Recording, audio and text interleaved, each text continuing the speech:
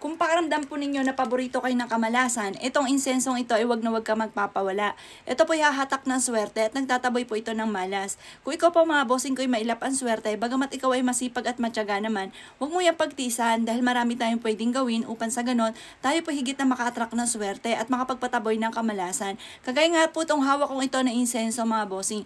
Ang kagandahan dito habang tayo ay nagwi-wish, meron na rin po siya nakaukit na mantra sa mismong insenso at bawat insenso ay merong prayer para matupad lahat ang inyo po mga kahilingan mga bossing. Kumbaga sasabayan tayo ng insensong ito.